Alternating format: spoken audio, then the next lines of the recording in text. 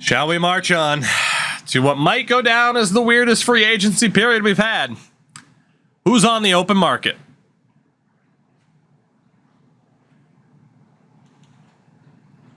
RFA forwards include our boy Demore. Braden Yeager's out there.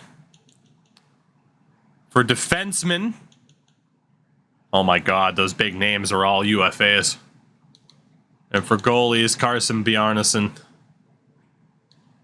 Which means UFA forward, Cooley, McTavish, Alexis Lafreniere, and this guy that we saw Chicago trying to move on from. The problem is, we can't get this guy anymore.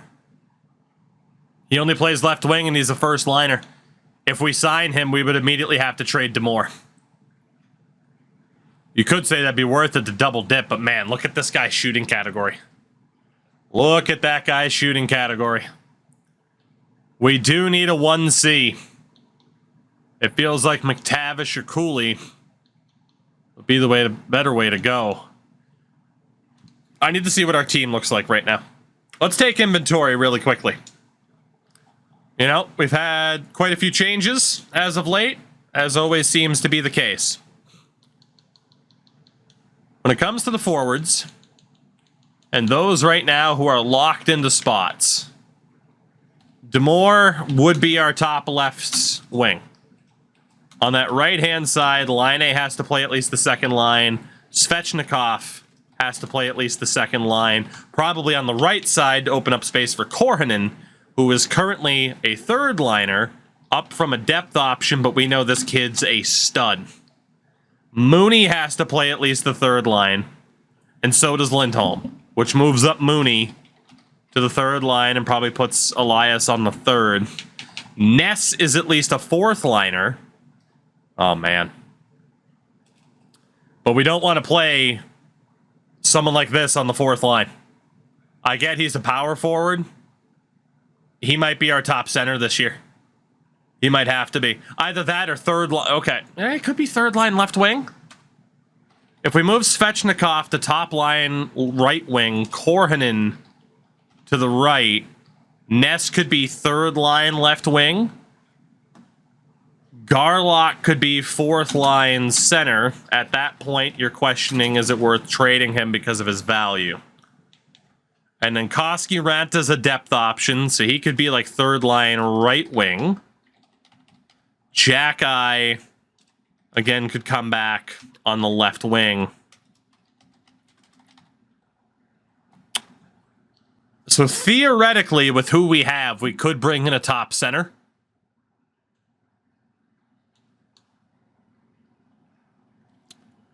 And then a fourth line right wing spot's a bit funky. Defensively, based off of who we have, Rawlings as a left D, but again, we are exploring trading him to max out the value. We know Safronov is a righty. Those two were our defenders, our third pair last year. Bonk is a righty. Basically, our defense stays the same, with the exception of York being able to play either side. If we bring in another top defender to play with Cam York, as long as nobody improves role, our defense is looking good.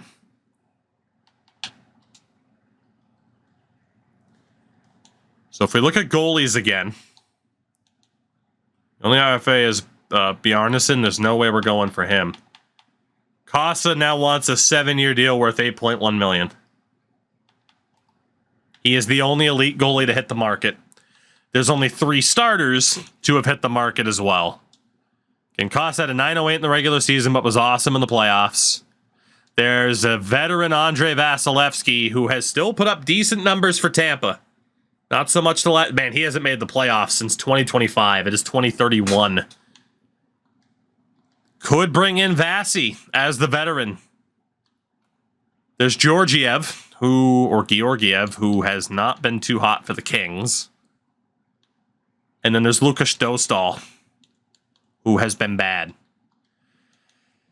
So really, it's Vasi as a short-term solution, or we go back in for Sebastian Cossa. Cosa, whatever you prefer. That is our option in goal. Our starting goalie this year will either be Cossa or Vasi.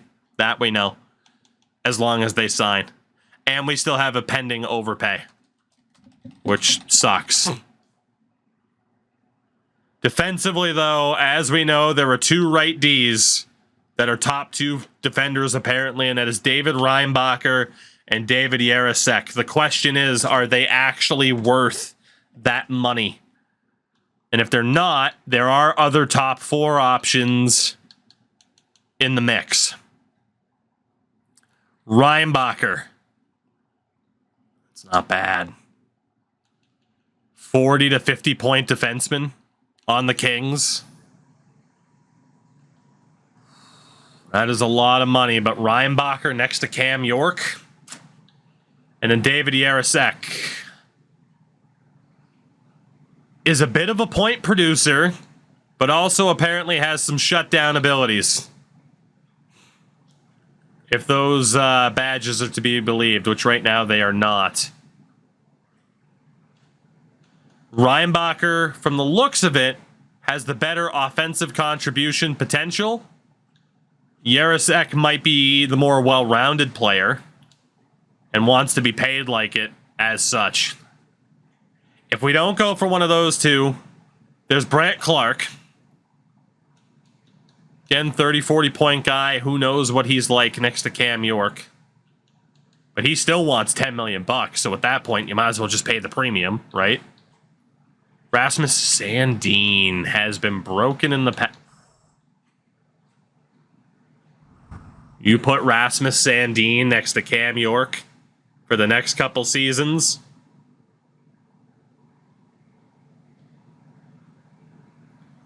I know Sandin wants to get paid a lot, but goddamn. Also, Michael Benning, who's very good from a points perspective. Ekblad cannot come back. There's Morrissey, who's older.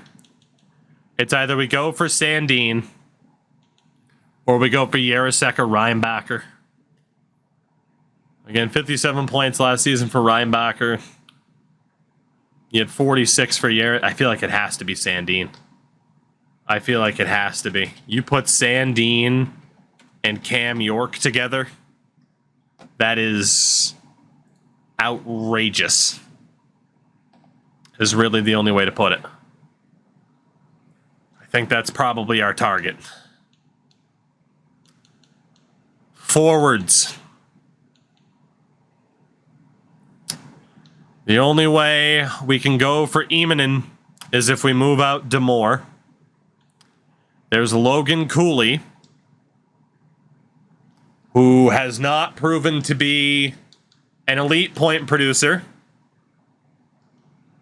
So it's a little bit scary to pay him $11 million, even if he only wants 1 year. There's Emanen, whose shooting category looks to be worse. I think Demore for that shooting category and Corhinen, like 2 lights out snipers. I wish this guy was a right wing.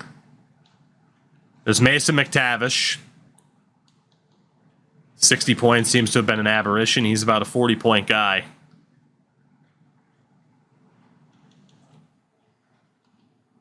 And then there's Lafreniere, who really doesn't fit the team, especially if he has to be a first liner. He really doesn't fit the team.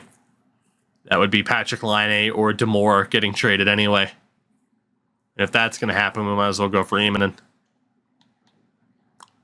To answer the question about what we're doing here, we need to find out what the market is on RFA Francois Demore. And there is no market because I can't take that trade. So Demore is staying. Demore is staying. Which means Demore is our top line left wing, Corhinen, and then Ness, unless something changes. Unless we want to play Ness at center. But again, it's probably worth staying the course. Jaeger's not been a big point guy.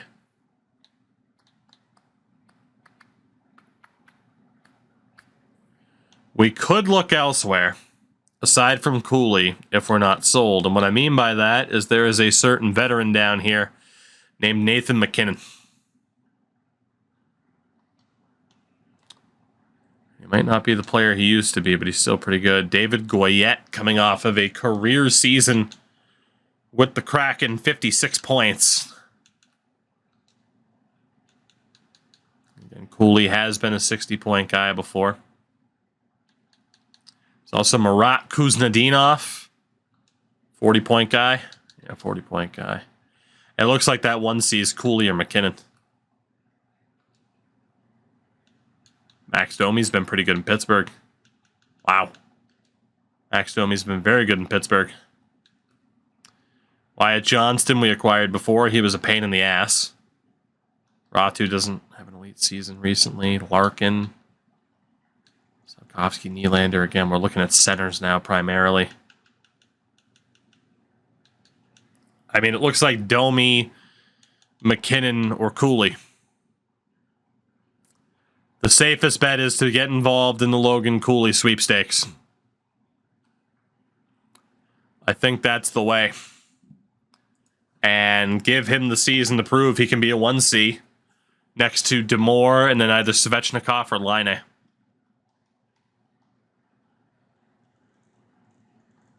I think we have the money to do it as well. We do definitely have the money to do it.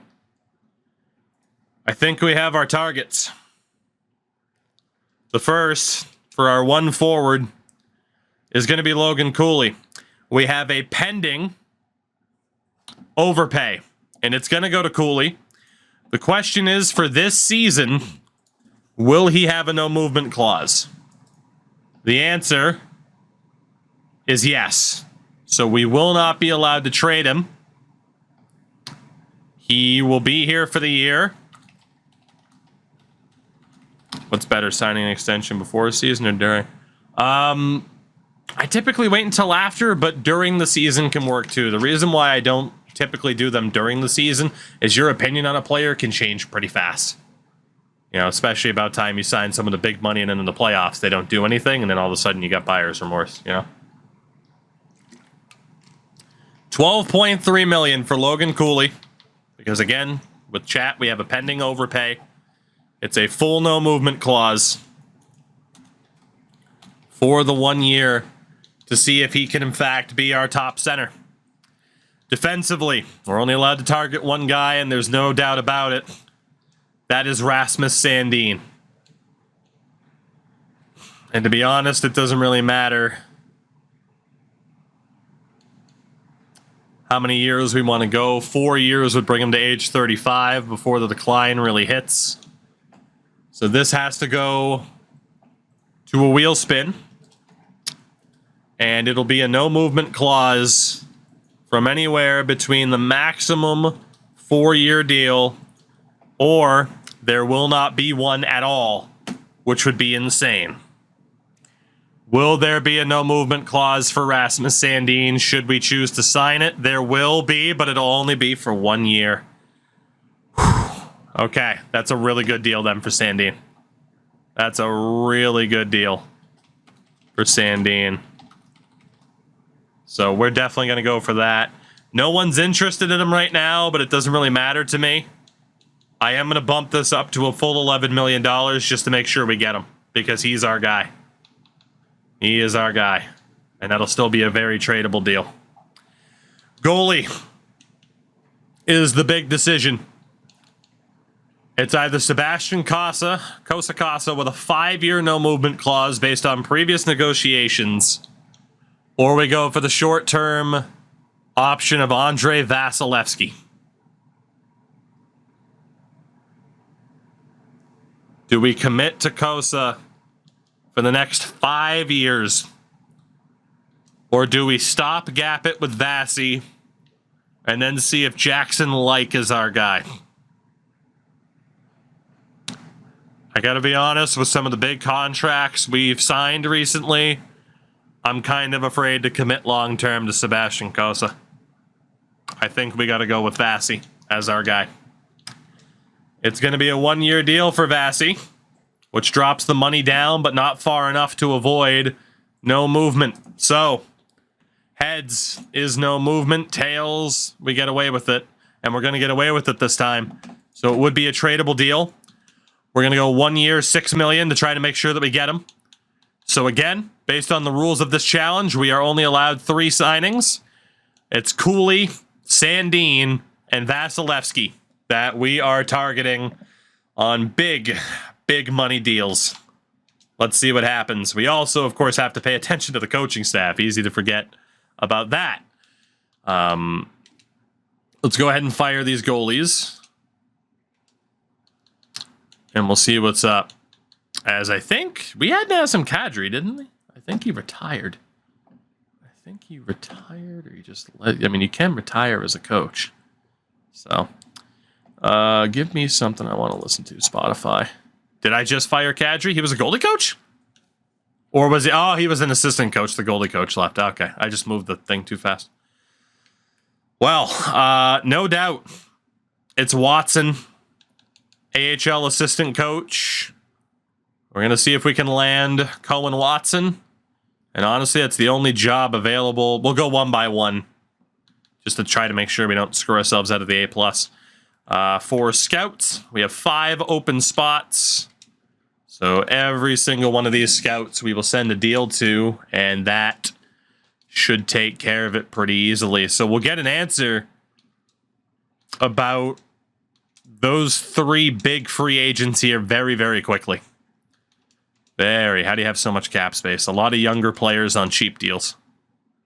And the cap's gone up. You got to figure we're almost a decade into it. Let's see what happens. Again, I don't imagine all these scouts will come here. Watson goes to Minnesota.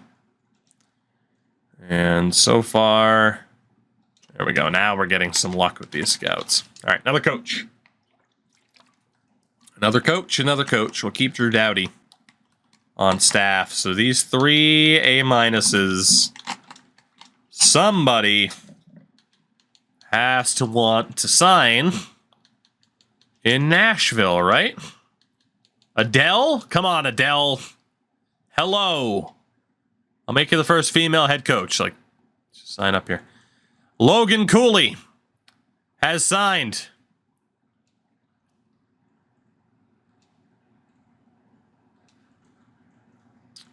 Andre Vasilevsky has signed. Rasmus Sandin has signed. So we landed all 3 of the big fish that we were looking for. Not bad. I still have 1 scouting spot open. I think it's going to have to be a B-rated scout. It is. Is there anyone who doesn't have teams interested? You. Hans Beyer. Whatever. We'll send you to Russia or some shit. And coach-wise, we're still waiting for our answer. So, for the most part, it's now just the RFAs that we're waiting for. And to see if one of those coaches signs, please. Please? Please? Alright, screw it. It's not a big deal. I mean, it's the AHL. So, Joe Byer's uncle. There you go. So, RFAs, DeMore, Bonk. We got 21 million. DeBoer only has the 1 RFA expiry year left. That's a little bit scary. But again, since he's an RFA, we don't have to worry about a no movement clause yet, which is good. At the same time, I do have to decide still if someone like Rawlings wants out. So again, Vasi is here now. We go with the stopgap and goal. Rasmus Sandin is here. Do we move Rawlings while his value is high? A goalie named Clapperton and a second. Chicago seemed relatively interested. A veteran, Sasha Barkov. I don't know how good Barkov is at this point. A dude named Johansson. Okay, we actually have a couple of people to look at here. So it's Clapperton on Chicago. Wallace as well. We're going to want to look at Barkov. Let's look at Johansson on Minnesota. Ishikov, we know, is a bit of a veteran at this point. William DeFore. I'll still look at him. But honestly, yeah, forward-wise, I don't have the space. But if they turn out to be awesome players, then we'll have to go for it. Although that would drastically change the outlook of the team. Bertram and Sogard. Ooh. Vegas offering Bertram. Sogard's got a pretty hefty deal, but we wouldn't have to honor like a no movement or anything like that. Vegas is really in on Rawlings here. Really in on Rawlings. Wyatt Johnston can suck it. Kyle Connor. Dmitry Kuzmin in a third. I can't say that there aren't interesting offers here. So Chicago's offering Clapperton. 23-year-old goalie. But he's a minor league starter. He's not even an NHLer right now. I mean, he would be the backup goalie, and we'd get a second to get rid of a third pairing defenseman who's probably not going to be elite for us. They also offered a dude named Wallace, who is a former first-round pick, but he's not even a high-end AHLer. So Clapperton would be the only one of interest there. Florida had a deal on the table involving Sasha Barkov, who is down to a third-line forward, but is still like a near 60-point guy.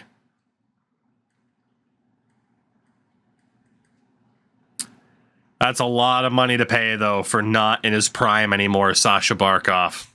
You know, we'll have Lindholm in the same position for not nearly as much. It's a lot of money. Minnesota, moving this Johansson guy, was the 12th overall pick in this draft. Our defenseman for the 12th overall pick.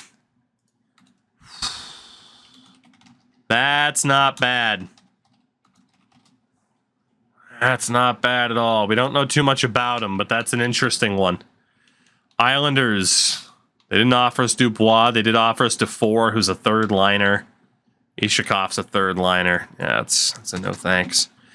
And then Vegas was offering us the sun and the moon.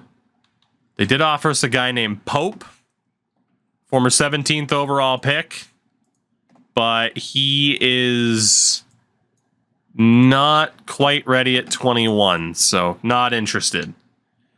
They offered us Bertram, who was the 10th overall pick in this year's draft. Interesting. They also had Graves on the list. Former 7th overall pick at 20 years old, but he hasn't quite developed into being anything special yet. So, And then Subban. Same thing, not so great. And then we know what Madge Sogard is. What does Kyle Connor look like in 2031? Apparently down to a third liner.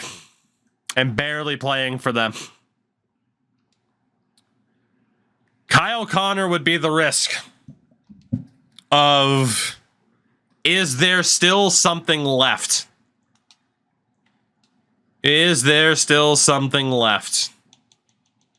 Again, I like the idea of Rawlings on this team, but I agree with the take. He hasn't really improved. Cody, what's going on, man? This guy hasn't really improved, and we can find someone to fill the gap, but make the most of this dude's value. You know? It does feel like a smart decision. Could morale tank that overall? Technically, yes. And again, this guy's been a fine defenseman, but he hasn't been amazing. So back to the deals. Clapperton, maybe a backup goalie this year, and a second. Florida was offering Barkov, but again, Barkov's a third liner at this point. I'm going to say no to Barkov. Minnesota is offering the 12th overall pick this year and a second. Vegas, with Bertram, they're offering Bertram, Sogard, and a third. Sogard, I would have to double check. Actually, I forgot to do that. What his player role is. If he's a starter, we can't get him. We can't fit him on the team. He is a starter. So that Bertram deal's off the board here. I think it's pretty clear we are going to trade Rawlings here. And it was Connor, Kuzmin, and a third. How good is Kuzman? Kuzman's the top 4 defender. His overall's down, though. That's how you know it. The overall is morale-based, but the role is true, because Fog of War is not on. So, Dmitry Kuzman would have to be a second pair. That's Darnell Nurse's spot, so it doesn't make sense. That's Darnell's spot. Unless we wanted to bank on Darnell becoming a third pairing guy. I feel like the Winnipeg offer is a bit too risky. I'd love to see if Kyle Connor could rebound on our team. At the same time, again, left wings, we're already screwed on spots. So, I think the trade's pretty obvious. I mean, I get the idea of Clapperton as a goalie, but we can trade this dude, who's going to be a solid defenseman but not elite, to Minnesota for the dude who was the 12th overall pick just a week ago and a second-round pick. To me, that's a no-brainer. It's a no-brainer. So Rawlings, again, I don't think you're bad. That's a no-brainer. And we're going to take that, and we're going to send the RFA Rawlings out for Johansson in a second. Adams is another one in that category. Good value. He's never going to be elite. Nobody wants him, though. Nobody wants him. So I do think that was good business for Rawlings. We'll have to find his replacement. Bonk is worth keeping. Safronov. Would there be anything for Safronov that would make sense? Wallace in the third. Nestorov. I mean, I don't really see... Like, Andrew Mangiapane doesn't really fit on the team. Tosco in the third could be decent. Safronov straight up for Kyle Connor, but again, Connor just causes too many issues. I think Safronov's worth keeping for now until we know what the defensive situation is going to be. Same for Bonk. And then forward-wise, for the moment, we're looking okay. Turner might have to be an NHLer next year, so that could cause some issues. Is there any value for Johansson right now? Really. Couple picks. Nothing too crazy. So this is going to be interesting to see how this works out. If I could trade Jacobs right now, that would be worth it. There's an argument about Solovyov and Bennett, but Jacobs just isn't going to cut it. Second round pick from Calgary and a dude named Olsen. At that point, it doesn't even matter how good Olsen is. It's a second round pick. Jackson Lacombe. We'll take that deal from Calgary. Get a random defensive prospect. I mean, is it robbing the AI? Sure. At this point, though, I mean, hey, they offered it. So if we were to flip DeMore, we can't. Nobody wants him. There's Ulanov, but he doesn't have that much value. It's going to be like thirds. Yeah. At that point, it's worth keeping. Thirds aren't worth that much. Centers.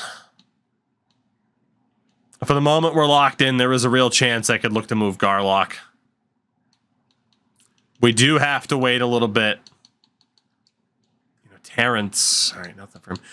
I have a feeling we're going to get to the start of this season, and we're going to find out that we have players to move based off of developed player roles.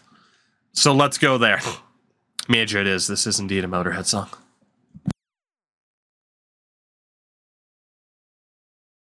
All right, Safronov accepts the qualifying offer. DeMore still hasn't done anything. Bonk takes the qualifying offer. DeMore takes the qualifying offer, which will be a one-year deal, which is perfect. And if he proves to be worth it, cool. If not, he's an RFA at the end of the deal, and we move him before having to worry about signing him. So still have $16 million in cap space. Carey Terrence is the lone guy to sign. And to be honest, I'll just give him the deal because I need someone to take up cap space anyway. And then unsigned players. Is there anybody who's taken a big step up? Cheng is still another goalie. Cody with the primer as well.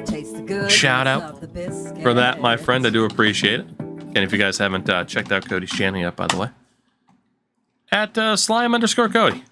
A newer face in the NHL directory. And a fellow Cody. I appreciate you, though, man. Thank you. Let's see. Doesn't look like anyone else. Okay, minor league scoring forward for Blake Bennett. Technically, we could leave him in junior, but as a minor league scoring forward, he'd do pretty well in the AHL. I think he'd tear it up in the AHL. I'm going to risk it and sign this guy. I think Blake will do very, very well for himself. And in IRL, he'd have to be signed anyway. So it's Vasilevsky.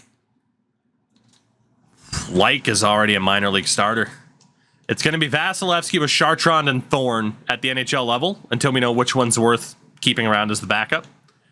Defensively, all right, let's just send down a random forward. Let's send down Turner for the moment. Defensively, Nurse stayed at the top 4, so we made the right choice. It is York Sandin on the top pairing. It'll be Nurse and Bonk or Nurse and Safronov. We need a left defender after that trade. So we are going to need a rando filler left defenseman to play with Bonk or Safronov on the third pair, but we knew that. That's why, you know, we did that trade that we did, which is okay. That's if we have the roster space. It's my boy, Nick Hague. It's got to be.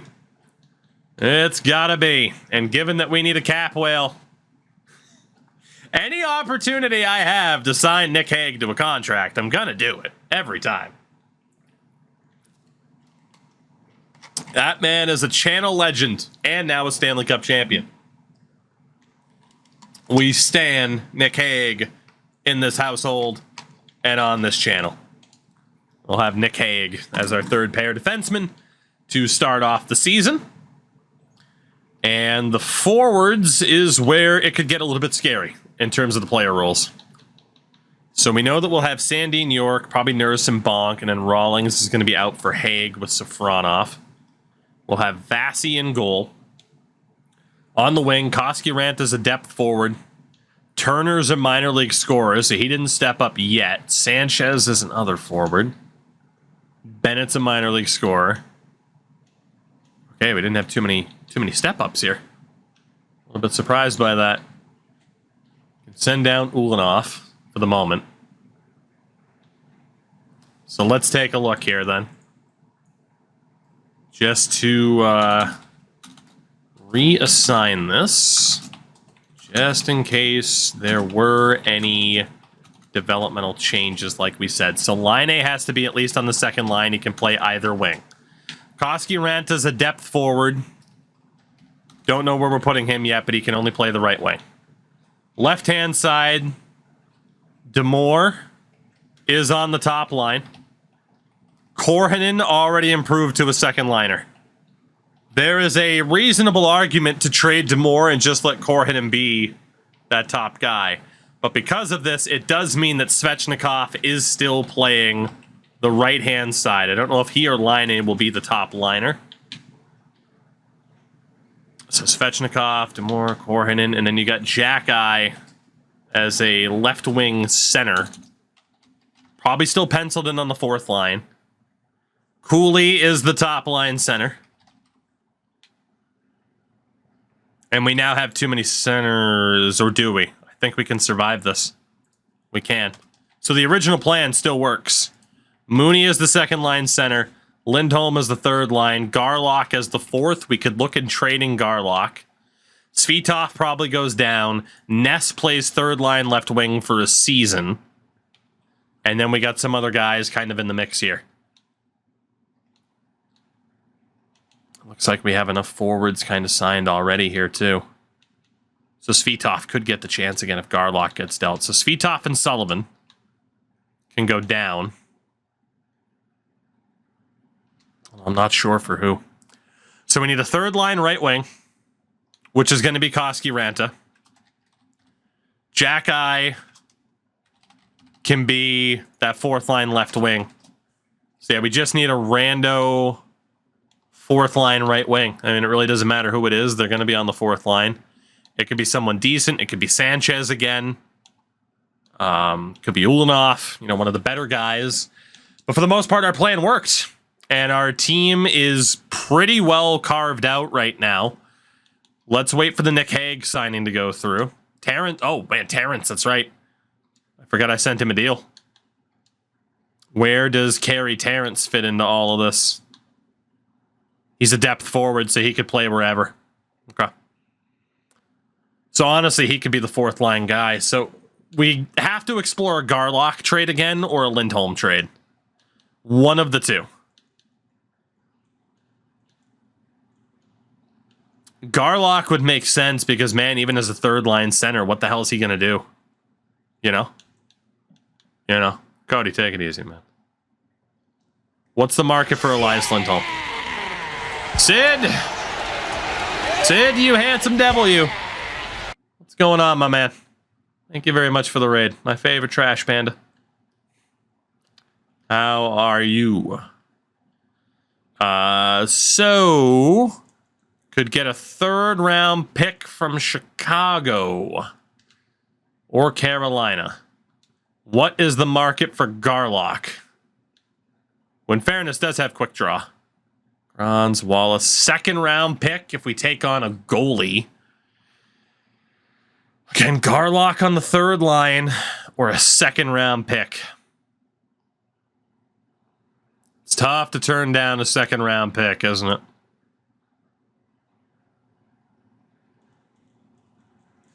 Man. Keep Lindholm for a season as a third line center because who cares? I love Garlock for that quick draw. But